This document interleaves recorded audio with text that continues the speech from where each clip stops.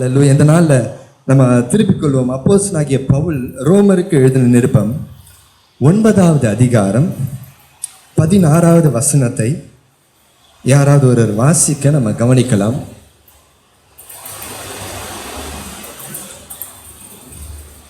ரோமர் 9:16. ஆகையால் விரும்புகிறவனாலும் அல்ல, ஓடுகிறவனாலும் அல்ல, இறங்குகிற தேவனாலேயாம். இந்த வார்த்தை இப்படியாய் சொல்லுகிறது. பவுல் எழுதுகிற பொழுது விரும்புகிறவனாலும் அல்ல, ஓடுகிறவனாலும் அல்ல, இறங்குகிற தேவனாலேயாம். நான் இந்த மாதத்தினுடைய 1வது நாள் என்ன வார்த்தையை பேசணும்னு சொல்லி ஆண்டவரிடத்தில் ஜெபிக்கும் பொழுது இந்த வார்த்தையை நான் படுத்திருக்கும்போது ஆண்டவர் எனக்கு நினைப்பூட்டினார். பாருங்க, இன்னைக்கு ஒருவேளை நான் ஊழியக்காரனாக இருக்கிறேன், அநேகர் ஆண்டவரை ஏற்றுக்கொண்டு கர்த்தருடைய பிள்ளைகள் நீங்கள்லாம், ஹல்லேலூயா, விசுவாசிகளாய் அநேகர் கர்த்தருடைய பிள்ளைகளா, நேற்று தினத்தில் கூட கேட்டோம், ராஜாக்களும் ஆசாரியர்களுமாய் நீங்கள் இங்கே வந்து அமர்ந்திருக்கிறீங்க. ஏதோ இந்த காரியம் நான் விருப்பப்பட்டதுனால, நான் ஆண்டவருக்கு ஒரு நாள் நான் வந்து விசுவாசி ஆகணும், ஆண்டவருக்கு ஒரு நாள் நான் ஊழியனாய் மாற வேண்டும், ஆண்டவருக்கு நான் ராஜாவை போல ஊழியம் செய்யணும், ஆண்டவருக்கு நான் ஆசாரியனாக இருக்க வேண்டும் என்று சொல்லி நான் விருப்பப்பட்டதுனால நாம் இந்த இடத்துல இல்லை. ஹல்லேலூயா. அதை தான் பவுல் எழுதுகிறாரு, விரும்புகிறவனால் அல்ல. ஹல்லேலூயா. நீங்க விரும்புறதுனால ரட்சிக்கப்படலை. அவர் முந்தி நம்மை தெரிந்து கொண்டபடினால, அவர் முந்தி நம்ம இடத்துல அன்பு கூர்ந்தபடினால. எப்போ தெரியுமா? நம்ம ஆண்டவருக்கு சத்துருக்களா இருக்கும் பொழுது அவர் நம்ம இடத்துல அன்பு கூர்ந்தபடினால ஆண்டவர் நம்மை ரட்சித்து அவருடைய பிள்ளைகளாய் மாற்றி இந்த இடத்துல அமர பண்ணியிருக்கிறார். ஹல்லேலூயா. அது வந்து ஏதோ ஒரு விபத்து கிடையாதுங்க, தேவனுடைய அனாதி தீர்மானம். அந்த அனாதி தீர்மானம் தாயின் கர்ப்பத்தில் இருக்கும் பொழுது ஆண்டவர் உங்களையும் என்னையும் முன்குறிச்சிருக்கிறார். அதற்காக கர்த்தருக்கு ஸ்தோத்திரம். ஹல்லேலூயா. அடுத்தது சொல்லுகிறது, ஓடுகிறவனாலும் அல்ல.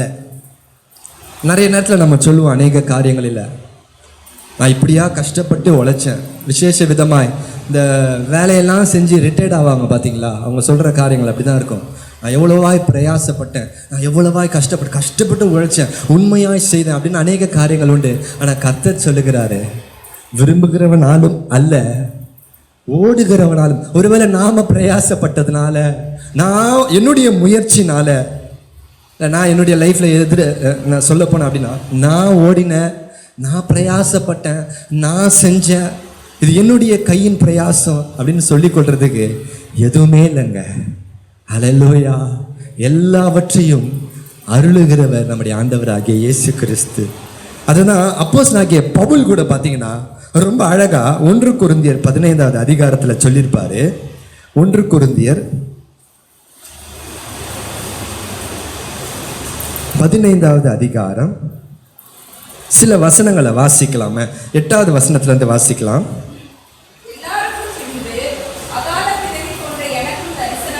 அதாவது இந்த வசனத்தை வாசிக்கிறதுக்கு முன்னாடியில ஒரு காரியத்தை நான் வாசிக்கிறேன். அதே அதிகாரத்தினுடைய 10வது வசனத்தினுடைய பிற்பகுதி, நான் அதிகமாய் பிரயாசப்பட்டேன். இன்னொரு வார்த்தையில சொல்லணும் அப்படின்னா இப்படிதான் சொல்றார் பவுல், ஆகிலும் நான் இருக்கிறது தேவ கிருபையினால் இருக்கிறேன், அவர் எனக்கு அருளிய கிருபையை விருதாவாக்கவில்லை, அவர்கள் எல்லாரிலும் நான் அதிகமாய் பிரயாசம். அவர்கள் எல்லாரிலும் அப்படின்னா யாரை சொல்றாருன்னா, அப்போஸ்தலர்கள் பேதுரு, யோவான், இவங்க எல்லாரையும் குறிப்பிட்டு இவர்கள் எல்லாரிலும் நான் அதிகமாய் பிரயாசப்பட்டேன். இப்போ அதுதான் நம்ம பார்த்துட்டு இருக்கிறோம்.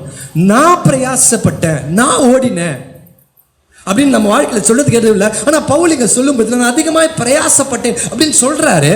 ஆனால் அதனுடைய முற்பகுதியும் பிற்பகுதியும் நம்ம வாசிக்கும் பொழுது நம்முடைய பிரயாசங்கள் எதனால உண்டாயிருக்கிறது? அப்போ நம்ம ஓடுறோம் நம்ம அப்படின்னா, தேவனுக்காக ஓடுகிறோம் அப்படின்னா, ஒருவேளை விசுவாசத்தில் நிலைச்சிருக்கிறோம் அப்படின்னா எல்லாமே எதனால உண்டாகிறது என்று சொல்லி பார்க்கலாம். பாருங்க, அவர் தன்னை குறித்து பேசும்போது ரொம்ப அழகா சொல்றாரு. அநேகருக்கு கர்த்தர் ஆண்டவராக இயேசு கிறிஸ்து உயிர்த்தெழுந்து 500க்கும் மேற்பட்டவர்களுக்கு தரிசனமானார். அது எல்லாத்தையும் சொல்லிட்டு 8வது வசனம், எல்லாருக்கும் பின்பு அகால பிறவி போன்ற எனக்கும் தரிசனமானார். ஹல்லேலூயா. தன்னை குறித்து பவுல் சொல்லும்போது தன்னை ஒரு பெரிய மேன்மையான ஆளா சொல்லல, அகால பிறவி ஆண்டவரே, அகால பிறவி போன்ற எனக்கும் கர்த்தர் தரிசனமான. இன்னொரு வார்த்தையில சொல்லணும், ஆண்டவரே என் மேலையும் அந்த கிருபையை வச்சு என்னையும் அப்போஸ்தலர்ல ஒருவனாய் தெரிந்து கொண்டு ஏன்னா பிரியமானவர்களே, இயேசுவோடு இருந்தவர்கள் மாத்திரம்தான் அப்போஸ்தலர்கள், இயேசுவை கண்டவர்கள் மாத்திரம்தான் அப்போஸ்தலர்கள் என்று அழைக்கப்பட்டாங்க. இந்த அதனால பவுலை நிறைய பேர் அப்போஸ்தலர்களா ஏற்றுக்கொள்ள. அதனால பவுல் சொல்றாரு, இல்ல கர்த்தரை நான் தரிசித்தேன், கர்த்தரோடு நான் பேசியிருக்கிறேன், கர்த்தரோடு நான் 3 வருஷம் அவரோடு சம்பாஷணை பண்ணியிருக்கிறேன், 3 வருஷம் கர்த்தர் என்ன பாலைவனத்தில் வைத்து அநேக காரியங்களை கற்றுக் கொடுத்தார். ஆனா அதெல்லாம் நான் பட்ட பிரயாசம் இல்லை, அதெல்லாம் எனக்கு மேன்மை இல்லை. நல்லா கவனிங்க கிறிஸ்துவுக்கு பிரியமானவர்களே, நம்ம படுகிற பிரயாசங்கள், நம்ம ஓடுகிற ஓட்டம், ஒருவேளை அதனால வருகிற பலன்கள், இதெல்லாம் ஒண்ணுமே கிடையாது. கர்த்தர் சொல்றாரு, நான் அகால பிறவி ஆண்டவரே, ஏன் ஆண்டவரே என் மேல கிருபை வச்சுங்க. ஹல்லேலூயா. இந்த வார்த்தை யோசிக்கும் போது இங்க அமர்ந்துட்டு இருக்கிற தேவனுடைய ஜனமே, இதை பார்த்து கொண்டிருக்கிற ஜனமே, நீங்க ஒண்ணு யோசிங்களேன், ஆண்டவரே நான் எப்படிப்பட்ட ஆளு, நமக்கு தெரியும் நான் யாருன்னு. ஹல்லேலூயா. ஒருவேளை என்னுடைய முந்தின வாழ்க்கை எப்படிப்பட்ட வாழ்க்கைன்னு தெரியும். ஆனா பிரியமானவர்களே, கர்த்தர் இன்றைக்கு எவ்வளவோ நீதிமான்கள் இந்த உலகத்துல இருக்க தேவன் இந்த அகால பிறவிகள் போன்ற அர்ப்பணம் நீசனமான நமக்கு தரிசனமானார். ஹல்லேலூயா. ஒருவேளை நீங்களும் நான் அவரை கண்ணால பார்க்கல, ஆனா இயேசு கிறிஸ்து யோவான்ல சொல்றாரு, நீ என்னை கண்டு விசுவாசிக்கிற, நீ என்னை கண்டு தரிசிக்கிற, என்னை காணாதிருந்தோம் என்னை விசுவாசிக்கிறவர்கள் பாக்கியவான்கள். ஹல்லேலூயா. நீங்களும் நானும் உண்மையிலே சொல்கிறேன், சில நேரத்தில் வசனங்களை படிக்கும்பொழுது சும்மா அப்படி படிச்சுட்டு போயிடுவோம். ஒரு வசனம் நம்மளை பாக்கியவான்கள்னு சொல்லுதுன்னா அது எவ்வளவு பெரிய மேன்மை தெரியுமா? சில நேரத்தில் நம்ம சொல்லுவோம்ல நம்ம லைஃப்பில், ஆண்டவரே என் வாழ்க்கை இப்படி சபிக்கப்பட்டது போல இருக்கே, ஒன்றுமே இல்லையே என் லைஃப்பில் அப்படின்றோம். ஆனால் கர்த்தர் சொல்கிறாரு, அவரை காணாம விசுவாசிக்கிற பாரு, நீதான் ஆசீர்வதிக்கப்பட்டவன், நீங்க தான் பேரு பெற்றவர்கள், நீங்க தான் உண்மையிலேயே உயர்ந்தவர்கள். நான் சொல்லல, கர்த்தர் சொல்லுகிறார். அவர் சொல்றாரு, எனக்கு தரிசனமானீங்க. அடுத்தது சொல்றாரு, நான் அப்போஸ்தலர் எல்லாரிலும் ரொம்ப சின்ன ஆண்டவரே, நான் சாதாரண மனுஷன் ஆண்டவரே. ஏன்னா பவுல் தான் சொல்லுவாரு தீமோத்தேயுக்கு சொல்லும்போது, பாவிகளில பிரதான பாவி, சீஃப் சின்னர் ஆண்டவர். இந்த இடத்துல பவுல் எழுதுறாரு, எல்லாரிலும் சிறியவன், தேவனுடைய சபையை துன்பப்படுத்தினாலே நான் அப்போஸ்தலன் என்று பேர் பெறுவதற்கும். ஹல்லேலூயா. சரி, நம்ம வாழ்க்கையில ஒண்ணு மறக்கவே வேணாம், கர்த்தருக்காக பயங்கரமா வைராக்கியமா ஊழியம் செஞ்ச ஒரு மனுஷன். வேதம் சொல்லுகிறது, இவருடைய உருமால்களையும் இவருடைய கச்சைகளையும் கொண்டு போய் போட்டு வியாதியஸ்தர்கள் சுகம் அடைஞ்சாங்க. ஆனா அந்த அப்போஸ்தலன் சொல்றான், ஆண்டவரே நான் எல்லாரை விட சிறியவன், தேவனுடைய சபையை துன்பப்படுத்தினாலே நான் அந்த பேரை சொல்றதுக்கு கூட எனக்கு தகுதி இல்லை ஆண்டவரே, அந்த பேரை சொல்றதுக்கு கூட. பிரியமானவர்கள், நம்ம யோசிக்கலாம், அன்னைக்கு பவுல் சபைகள் தோறும் சென்று யோசிச்சு பாருங்களேன், தேவன் நேசிக்கிற தன்னுடைய மனவாட்டிய தேவன் யாருக்காக ரத்தத்தை கொடுத்தாரோ, தேவன் யாருக்காக ஜீவனை கொடுத்தாரோ, அதுதான் சபை. இவர் அறியாமையினால அந்த சபையை கிறிஸ்துவுக்கு விரோதமாய் செயல்பட்டு அந்த சபையை உபத்திரவப்படுத்தி கொண்டு துன்பப்படுத்தி கொண்டு இருக்கிறார். அதனாலதான் பவுலுக்கு கர்த்தர் தரிசனமாகும்போது ஒரு காரியத்தை கேட்கிறாரு, ஏன் என்ன துன்பப்படுத்துற, முள்ளில் உதைக்கிறது உனக்கு.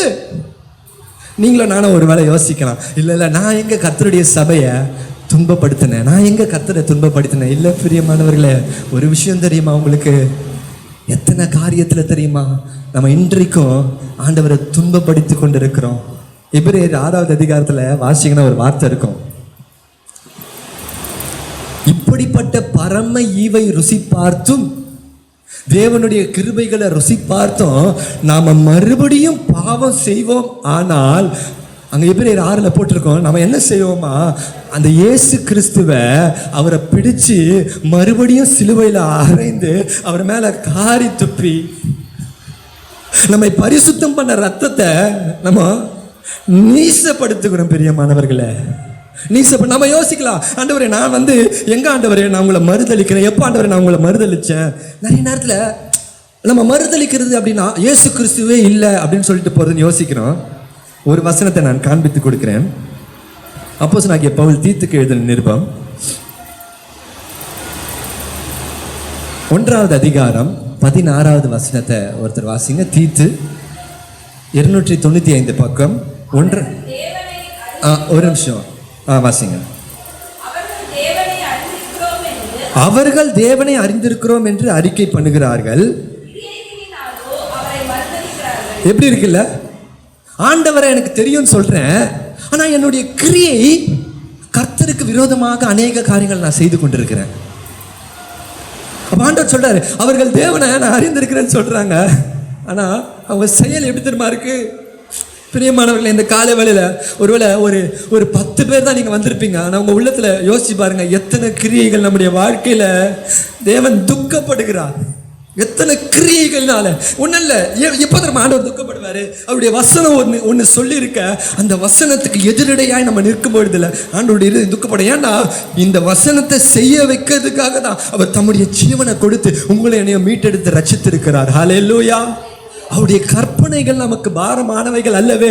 என்ன அந்த கற்பனை? அவர் சொல்ற வார்த்தைகள். ஹல்லேலூயா. இங்க சொல்றாரு, அவர்கள் என்ன செய்யறாங்களா? ரொம்ப அழகா இருக்கு. தேவனை அறிந்திருக்கிறோம். நம்ம எல்லாரும் சொல்றோம், நான் கர்த்தரை அறிஞ்சிருக்கிறேன், நான் கர்த்தருடைய பிள்ளை. கர்த்தருடைய பிள்ளைக்கு அழகு என்னன்னா, கர்த்தருடைய வழிகளில் நடப்பது. ஆனா இங்க வேதம் சொல்லுகிறது, அவருடைய கிரியைகளினாலே அவரை மறுதலிக்கிறார்கள். பாருங்க, கொரிந்தியர்ல பவுல் சொல்றாரு, நான் கிறிஸ்துவை துன்பப்படுத்தினேன். ஒருவேளை இந்த காலை வேளையில நாமும் ஆண்டவரை துன்பப்படுத்துகிற அந்த ஒரு லிஸ்ட்ல இருக்கிறோமா? சற்று யோசிச்சு பார்ப்போம். பேர் பெறுவதற்கும் நான் பாத்திரன் அல்ல. அதை தொடர்ந்து சொல்ல, ஆகிலும் நான் இருக்கிறது, இதெல்லாம் ஒரு பக்கம் இருக்க மறக்காதீங்க. பவுல் சொல்றாரு, நான் இருக்கிறது தேவ கிருபையினாலே இருக்கிறேன். அவர் எனக்கு அருளிய கிருபைய, அது ஒரு சான்ஸ் கொடுத்தாரு பாரு எனக்கு. இந்த அகால பிறவிக்கு சபையை துன்பப்படுத்தினவனுக்கு இயேசுவை அந்த போர் சேவைங்க ஒரு முறை தான் அவருடைய விழாவில் ஐடியில் குத்துனா, நம்ம ஒவ்வொரு முறையும் பாவம் செய்யும் பொழுது, ஏன்னா ஏன் அவர் விழாவில் குத்தப்பட்டார் தெரியுமா? அவர் ஏன் அப்படிப்பட்ட பாடுகளை சகித்தார் தெரியுமா? உங்களை என்னையும் மீட்கும்படிக்கு, நம்முடைய பாவங்களை மன்னிக்கும்படிக்கு. அப்போது சத்தியத்தை அறிவை அறிந்திருந்தோம் நாம் மறுபடியும் பாவம் செய்வோமானால், எபிரேயர் சொல்லுகிறது, பாவத்துக்கு வேற ஒரு பலி கிடையாது. அது மாத்திரம் இல்லை, அப்படி துணிந்து நம்ம பாவம் செய்யும்போது அந்த குமாரனுடைய ரத்தத்தை, கிருபையின் ஆவியை நாம் நிந்திக்கிறவர்களாக இருக்கிறோமா? எப்படி சொல்றோம்? கிருபையின் ஆவியை இன்னைக்கு நம்மள அநேகர் அந்த உணர்வுகள் கூட இல்லாமல் நம்ம வாழ்ந்துட்டு இருக்கிறோம். ரொம்ப சர்வ சாதாரணமா அந்த உணர்வுகள் கூட இல்லாமல் நிறைய நேரத்தில் ஒருவேளை நீங்கள் யோசிக்கலாம், மற்றவர்களை இல்லை வசனத்தின்படி நம்ம வாழ்க்கை இல்லைன்னா தேவன் துக்கப்படுகிறார். ஆண்டவரை துக்கப்படுத்துகிறோம். நீங்கள் வீட்டில் போய் ஆராய்ச்சி பண்ணி பாருங்க. அதனால தான் தாவீது நல்ல மனுஷன், உத்தமனாய் வாழ்ந்தவன், ஒரு காரியத்தை தவிர, வேதனை சொல்லுகிறது பத்சேபாளுடைய அந்த ஒரு காரியத்தை தவிர அவன் வேற ஒன்றிலையும் தவறல. ஆனால் அந்த தாவீது என்ன தெரியுமா செய்யறான்? சங்கீதம் 131 வேதனை உண்டாக்கும் வழிகள் இடத்துல உண்டோ? ஒவ்வொரு நாளும் தன்னை செக் பண்ணி பார்க்கறான். ஆண்டவரே, தன் பிழைகளை உணர்கிறவன் யாருன்னு கேட்கிறான். மறைவான குற்றங்களுக்கு என்னை விலக்கி காத்துக்கொள்ளும், துணிகரமான பாவங்களுக்கு என்னை மீட்டுக்கொள்ளும் ஆண்டவரே. ஏன்னா நான் சாதாரண நிர்பந்தமான மனுஷன் ஆண்டவரே. இந்த பாவ சரீரத்திலிருந்து என்னை நீங்க விடுதலை செய்யுங்க.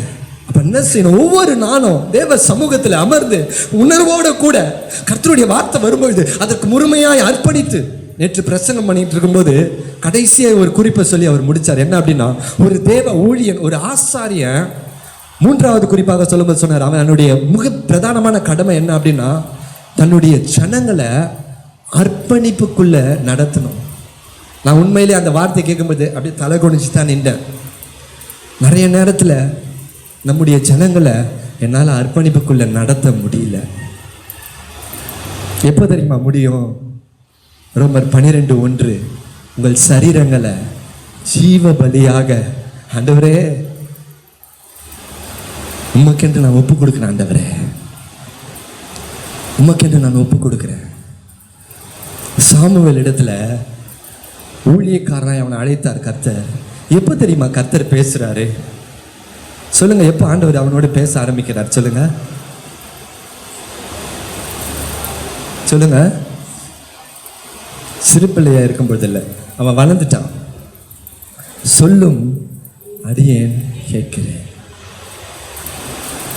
அப்படின்னா என்ன அர்த்தம் தெரியுமா? ஆண்டவரே, நீங்க என்ன சொன்னாலும் நான் கேட்கிறேன் ஆண்டவரே. எப்போ தெரியுமா ஒரு ஆசாரியன் உங்களை அர்ப்பணிப்புக்குள்ள நடத்த முடியும்? இல்லை, ஆசாரியன் என்ன கூட விட்டுருங்க, எப்போ தெரியுமா கர்த்தர் நம்மளை அர்ப்பணிப்புக்குள்ள நடத்த முடியும்? ஆண்டவரே நீங்க சொல்லுங்க, ஆண்டவரே நீங்க என்ன சொன்னாலும் நாங்கள் கேட்குறோம்.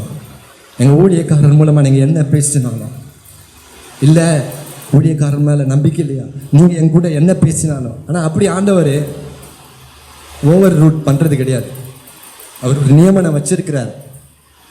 எபேசியரில் ரொம்ப அழகாக போட்டிருக்கோம். எதற்காக அப்போஸ்தலர்கள், எபேசியர் 4வது அதிகாரம் அந்த வசனத்தை வாசிங்க.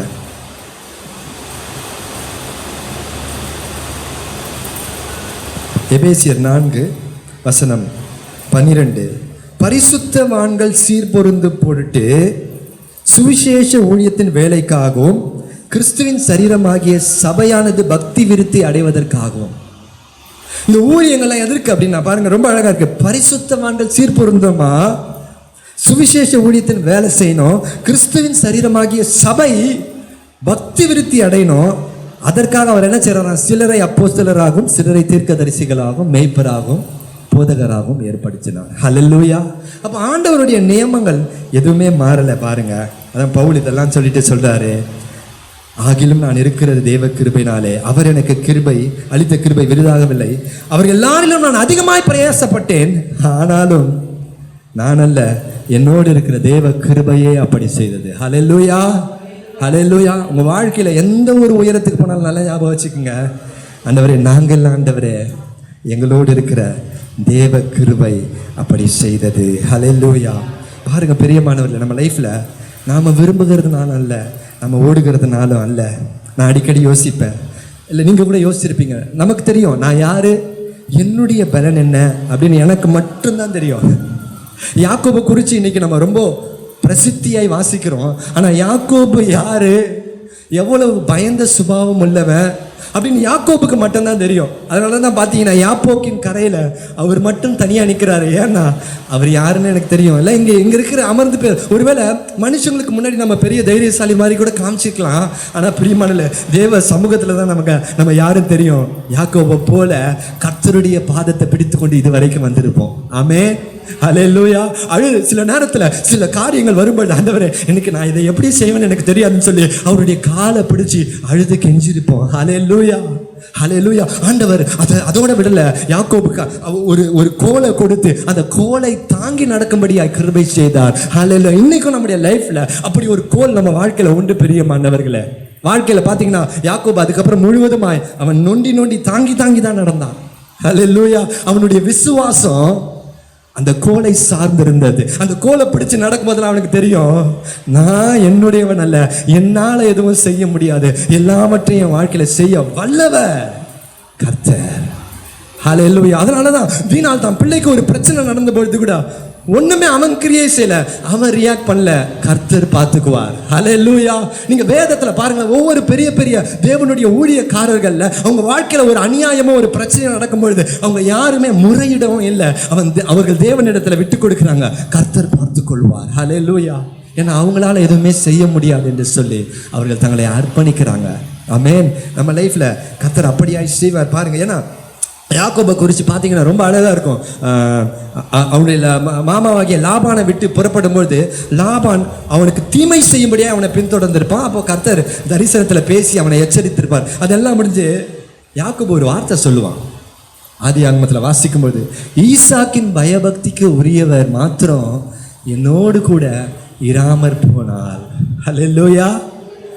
எத்தனை பேர் சொல்றீங்க ஈசாக்கின் பயபக்திக்குரியவர் மாத்திரம் நம்ம லைஃப்ல இல்லை அப்படின்னா இந்நேரம் எல்லாம் முடிஞ்சிருக்கும். சங்கீதம் 124 1-2 வசனங்களை வாசிங்கன்னா, மனுஷர் நமக்கு விரோதமாய் எழுத பொழுது கர்த்தர் நமது பட்சத்தில் இராவிட்டால், கர்த்தர் தாமே நமது பட்சத்தில் இராவிட்டால் அவர்கள் நம்மை உயிரோடு விழுங்கியிருப்பார்கள் என்று வேதம் சொல்லுகிறது. ஹல்லேலூயா. அப்ப பாருங்க, கர்த்தர் நம்ம கூட இருந்து நம்முடைய தீமையில நம்ம விலக்கி காக்கிறார். அது மாத்திரம் இல்ல, இன்னைக்கு ஒருவேளை விசுவாசிகளாய், ஆசாரியர்களாய், லேவியர்களாய், ராஜாக்களாய், தேவ ஊழியர்களாய் அமர்ந்திருக்கிறோம் அப்படின்னா, அதே ரோமர் 9 சொல்லுகிறது, நம்மளை ஆண்டவர் என்ன சொல்ற, கிருபா பாத்திரங்களா. அல்லேலூயா. இந்த பாத்திரம் கிருபா பாத்திரங்களை தேவன் கிருபையில நம்ம அப்படியே தெரிந்து கொண்டார் என்று சொல்லி நம்ம வாசிக்கிறோம். அதே பகுதியை நம்ம தொடர்ந்து வாசிக்கும் பொழுது பாருங்க, விரும்புகிறதுனாலும் அல்ல, ஓடுகிறதுனாலும் அல்ல, இறங்குகிற தேவனாலுமே. அப்போ இதெல்லாம் எப்படி நம்ம வாழ்க்கையில நடக்குது அப்படின்னா, தேவன் இறங்குகிறதுனால. ஏன் பிரயாசம், ஏன் ஓட்டம் இல்லை, கர்த்தர் என் மேல ஒரு திட்டத்தை வச்சுட்டாருங்க, ஒரு அனாதி தீர்மானத்தை வச்சுட்டாரு. மோசே அது எப்படி நடந்துச்சு அப்படின்னு பார்த்தீங்கன்னா 15வது வசனம் வாசிக்கலாம். 9:15.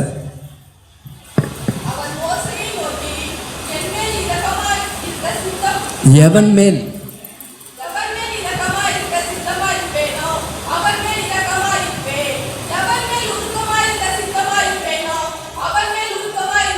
ரொம்ப அழகா சொல்றாரு. யார் மேல நான் இறங்கணும்னு நினைக்கிறேனோ அவன் மேல நான். அப்ப பாருங்க, கர்த்தர் மோசேங்கிற ஒரு மனுஷனை அவர் முன் குறிச்சிடுறாரு. அவன் மேல இறங்கணும்னு சொல்லி அவர் என்ன பண்ணிடுறாரு, முடிவு பண்ணிடுறாரு. ஹல்லேலூயா.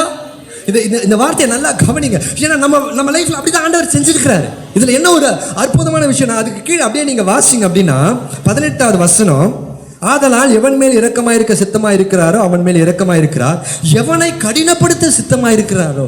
பார்வோனுடைய இருதயத்தை ஆண்டவர் கடினப்படுத்துறார். இது ரெண்டுத்தையும் சொல்லிட்டு பின்னாடி வாசிக்கும் போது சொல்றாரு, தேவன் தெரிந்து கொண்ட தம்முடைய கிருபா பாத்திரங்கள் மேல அவர் நீடிய பொறுமையா இருக்கிறாருங்க.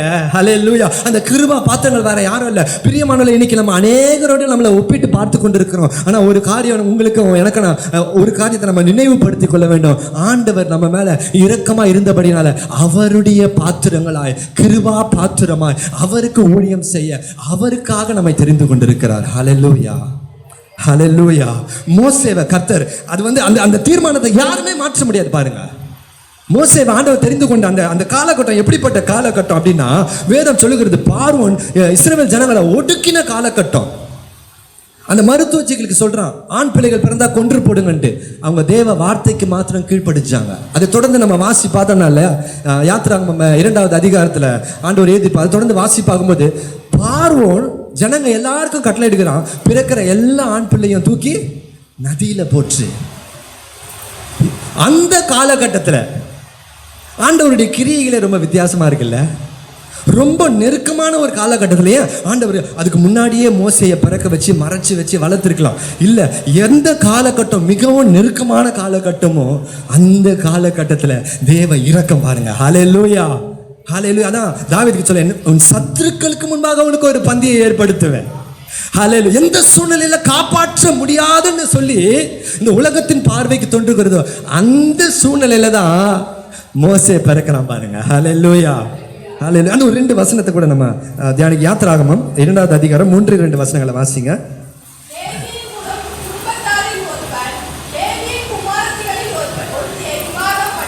அந்த ஸ்திரீ கர்ப்பவதியாகி ஒரு ஆண் பிள்ளையை பெற்று அது அழகுள்ளது என்று கண்டு அதை 3 மாதம் ஒளித்து வைத்தாள். ஆண்டவருடைய தெரிந்து கொள்ளுதல். இதை யோசிச்சு பார்த்து ஆச்சரியமா இருக்கும். இஸ்ரவேல்ல பிறக்கிற ஆண் பிள்ளைகள் எல்லாம் கொல்லப்பட்டு கொண்டிருக்கிறாங்க. இந்த சூழ்நிலையில தேவனுடைய திட்டம், ஒரு லேவியின் குமாரத்தை தெரிந்து கொண்டு ஒரு கணவனும் மனைவியும் இணையும்படியான ஒரு சூழ்நிலை. கொஞ்சம் யோசிச்சு பாருங்களேன். அந்த சூழ்நிலைகள்ல நம்ம இருந்திருந்தோம்னால இந்த காலத்துல இதெல்லாம் தேவையான யோசிச்சிருப்போம். ஆனா தேவனுடைய திட்டங்க, தேவனுடைய தீர்மானம். அந்த காலகட்டத்துல மோசே பிறந்து எந்த பார்வோன் மிரட்டுறானோ, யார் கொன்னுடுவேன்னு சொல்றானோ அந்த இடத்திலேயே மோசே வளர்க்கப்படுகிறான். ஹல்லேலூயா. இதுக்கு மேல கர்த்தருடைய கிரியைனா, உன் சத்துருவுக்கு முன்னாடியே நான் உன்னை வச்சு, இன்னொரு வார்த்தையில எப்படி இருக்குன்னா, அவன் வீட்லயே நான் உன்னை வளர்த்து உன்னை படிக்க வச்சு உன்னை ஆளாக்கி உன்னை யுத்தத்துல வல்லவனாய் மாற்றுவேன் என்று சொல்லி. ஹல்லேலூயா. சார், நமக்கு நல்ல உதாரணம் கொரோனா காலம் தான். எந்த காலம் இக்கட்டு காலமோ ஆக்சுவலா யோசிச்சு பார்த்தோன்னா அந்த காலத்துல தான் தேவனுடைய நன்மையை நம்ம அதிகமாக ருசிச்சோம். ஹல்லேலூயா. நிறைய பேர் சொல்லுவீங்கல்ல, நீங்க விதைக்கவும் இல்லை, நீர் பாய்ச்சவும் இல்லை, அறுவடை செய்யவும் இல்லை. நீங்க பள்ளத்தை மாட்டின வெட்டினீங்க. ஜெபத்தினால ஆண்டவர் நீர்கால்களை உண்டு பண்ணினார். ஹல்லேலூயா. இன்றைக்கும் கர்த்தர் பாருங்க அப்படிப்பட்ட தேவன் தான். ஹல்லேலூயா. அங்க வேதம் சொல்லுகிறது, மோசே விசேஷமானவன் என்று சொல்லி ஆங்கில வேதாகமத்தில் போட்டிருக்கு. he is not ordinary child. அவன் ஒரு சாதாரண மனுஷன் இல்லையா. அவங்க பெற்றோருக்கு தெரியுது. சரி, நம்ம லைஃப்ல கூட எத்தனை பேர் உங்க பிள்ளைகளை நீங்க வளர்க்கும் போது அதை அறிந்து வளர்க்க வேண்டும். இல்லை, இவன் சாதாரண பிள்ளை கிடையாது. 3 பிள்ளைகள் அவங்களுக்கு இருந்தாலும் மோசேயை மாத்திரம் ரொம்ப வித்தியாசமாக அவங்க அந்த வசனம் போட்டிருக்கு, he is no ordinary child. அவன் எல்லா பிள்ளைகளை போல சாதாரண பிள்ளை கிடையாது, அவன் விசேஷமானவன் என்று சொல்லி அவருடைய பெற்றோர்கள் அறிந்திருக்கிறார்கள். ஹல்லேலூயா. கர்த்தருக்குள்ளே இருக்கிற உங்களை பார்த்து சொல்கிறேன், நம்முடைய பிள்ளைக விசேஷமான பிள்ளைக. ஆகையினால பார்வோன் அல்லது எகிப்து ஆகிய இந்த உலகத்துக்கும் அவனுடைய பொல்லாப்புக்கும் அவனுடைய வஞ்சனைகளுக்கும் அவனுடைய மிரட்டல்களுக்கும் உங்கள் பிள்ளைகளை ஆவிக்குரிய ரீதியில் பேசுகிறேன், நீங்கள் ஜாக்கிரதையை காத்து வளர்த்து கொள்ளுங்க. இந்த உலகத்தில் அவங்கள எக்ஸ்போஸ் ஆக விடாதீங்க, இந்த உலகத்தில் அவங்க கலக்க விடாதீங்க. இது உங்களுக்கும் எனக்கும் விதிக்கப்பட்ட கடமை. நாம் பிள்ளைய 3 மாதம் அவனால் முடிஞ்ச வரைக்கும் ஒளித்து வைத்து மறைத்து வைத்து அவனை காப்பாற்றினால், நம்ம 3 மாதம் இல்லை, அந்த பிள்ளைகள் நல்ல பருவம் வருவ வரைக்கும் தேவ ஆவியின் பலத்தினால நம்முடைய பிள்ளைகளை ஒளித்து பாதுகாத்து வளர்த்து கொண்டு வாங்க. இது உங்கள் மேலே விதிக்கப்பட்ட கடமையாக இருக்கிறது. தேவன் நம்ம இடத்துல கணக்கு கேட்பார். ஏன்னா நம்முடைய கர்த்தருக்குள்ள இருக்கிறவர்களுடைய பிள்ளைகள் விசேஷமானவர்கள், தெரிந்து கொள்ளப்பட்டவர்கள். ஹல்லேலூயா, ஹல்லேலூயா. மோசே பாருங்க, அந்த தெரிந்து கொள்ளப்பட்டவருடைய வாழ்க்கையில எல்லாம் அவங்க விரும்பினால போய் மோசேவை ஏன் ஆண்டவர் தெரிஞ்சு கொண்டார்? ஒன்றும் இல்லை, பைபிள் அநேக பேர் இருக்கிறாங்க இல்லையா. ஆபிரகாமை ஏன் கர்த்தர் தெரிந்து கொண்டார்? ஆக்சுவலாக ஆபிரகாம் தன்னுடைய முற்பிதாக்களோடு நதிக்கு அக்கறையில் சிலைகளை வணங்கி கொண்டிருந்தவன், விக்கிரகங்களை வணங்கி கொண்டிருந்தவன். அவனை ஆண்டவர் சூஸ் பண்ணாரு. சொல்லுங்க, யாராவது சொல்லுங்க. யாக்கோபை ஆண்டவர் ஏன் செலக்ட் பண்ணாரு? மோசேயை ஆண்டவர் ஏன் செலக்ட் பண்ணாரு? இல்லை சும்மா நீங்கள் பைபிள் படிச்சிருப்பீங்களா, உங்களுடைய இமேஜினேஷன். ஏன் ஆண்டவர் மோசேயை சூஸ் பண்ணாரு?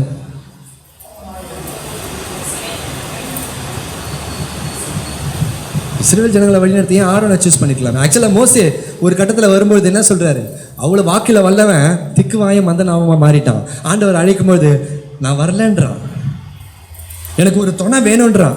அவனுக்கு துணையாக கொடுத்தது யார? ஆரோனை துணையாக கொடுத்தாரு. ஏன் ஆரோனையே ஏன் ஆண்டவர் தெரிந்து கொள்ள மோசையை தெரிந்து கொண்டாரு? சொல்லுங்க. அதுதான் அவருடைய, அதை வாசிக்கிறேன் பாருங்க, ரோமர் 9:11-10. இதுவும் அல்லாமல் நம்முடைய பிதாவாகிய ஈசாக்கு என்னும் ஒருவனாலே ரெபேக்காள் கர்ப்பவதி ஆனபோது பிள்ளைகள் இன்னும் பிறவாமலும் நல்வினை தீவினை, நல்லது கெட்டது எதுவுமே அதுங்க அறியாமலும் இருக்கையில், ஒன்றும் செய்யாமல் இருக்கையில் தேவனுடைய தெரிந்து கொள்ளுதன்படி இருக்கிற அவருடைய தீர்மானம். ஹல்லேலூயா. என்ன அந்த தேவனுடைய தெரிந்து கொள்ளுதல்படி இருக்கிற தீர்மானம் அப்படின்னா, அவங்க பிள்ளைங்க வயிற்றில் இருக்கும்பொழுது ஏதோ யாக்கோபு பிறந்த உடனே அவன் இப்படி இருக்க போறான் அதெல்லாம் கிடையாது, முன் அறிந்தெல்லாம் கிடையாது. அவங்க வயிற்றில் இருக்கும் பொழுதே தேவனுடைய தெரிந்து கொள்ளுதல்படி இருக்கிற தீர்மானம் என்ன தெரியுமா? யாக்கோபை நான் நேசிக்க போகிறேன், யாக்கோபை தான் நான் என்னுடைய சந்ததியாய் தெரிந்து கொள்ள போகிறேன், ஏசாவை அல்ல. சரி, இதுல இருந்து நீங்க நானும் என்ன கத்துக்க முடியும் அப்படின்னா, பிரியமானவர்களே, இன்னைக்கு பாத்தீங்கன்னா அந்த யாக்கோபை நேசித்த அந்த கர்த்தர் உங்களையும் என்னையும் அவருடைய தெரிந்து கொள்ளுதலின் தீர்மானம் என்ன தெரியுமா? நீங்களும் நானும் அவருடைய பிள்ளைகள். ஹல்லேலூயா, ஹல்லேலூயா. நம்ம கிட்ட அது அடுத்தது சொல்லுது, அது அந்த தெரிந்து கொள்ளுதபடி இருக்க தீர்மானம் கிரியைகளினால, ஏதோ அவங்களுடைய லைஃப் பார்த்தோ அவங்க நல்லவன் பார்த்தோ இல்லை, அவங்களுடைய கிரியைகளினால அது தீர்மானிக்கப்படல, தேவனுடைய அழைப்பினாலே. அழைக்கிறவர் இன்னார். எனக்கு மோசே வேணும். ஆக்சுவலாக ஆராய்ச்சி பண்ணி பார்த்தீங்கன்னா மோசே வரும்பொழுது அவன் எந்த தகுதியும் இல்லாதவன், அவனுக்கு எந்த திறமையும் இல்லை. இன்ஃபேக்ட் லிட்ரலா திக்குவாயம் பேசக்கூட வராதவன். அவன் சொல்லியிருப்பான், ஆண்டவரே எனக்கு பேசக்கூட தெரியாது ஆண்டவரே, எனக்கு எதுவுமே தெரியாது ஆண்டவரே. ஆண்டவர் சொல்றாரு, அவருடைய அழைப்பின் தீர்மானம், நீங்க தான் எனக்கு வேணும், நீ தான் எனக்கு வேணும். ஹல்லேலூயா.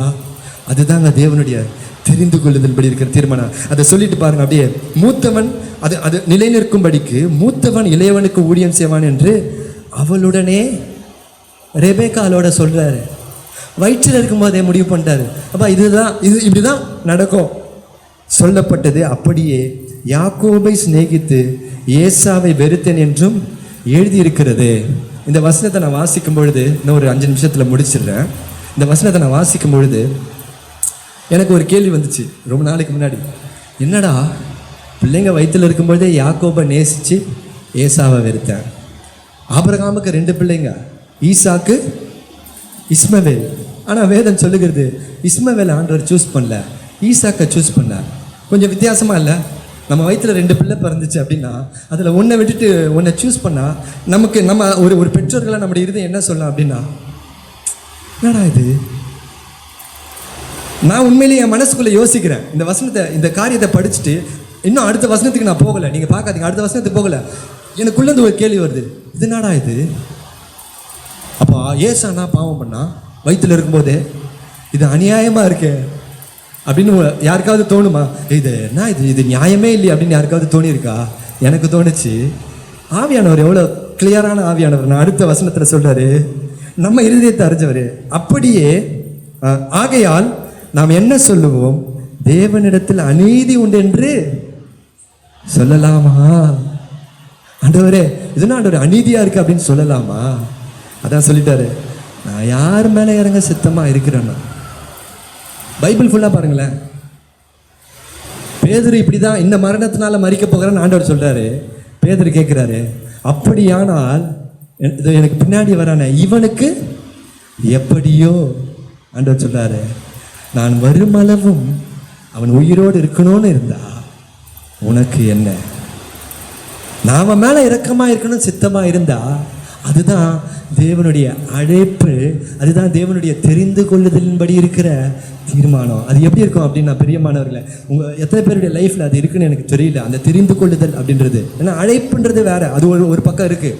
அழைக்கப்பட்டவங்க எல்லாரும் போய் சேருவாங்களா தெரியல, அழைக்கப்பட்ட எல்லாரும் கல்யாண பந்தியில் கலந்து கொள்வாங்களா தெரியல. ஆனால் எனக்கு ஒன்று தெரியும், தெரிந்து கொள்ளப்பட்டவர்கள் நிச்சயமாக அதில் இருப்பாங்க. தெரிந்து கொள்ளப்பட்டவர்கள். மோசே தெரிந்து கொள்ளப்பட்டவன்.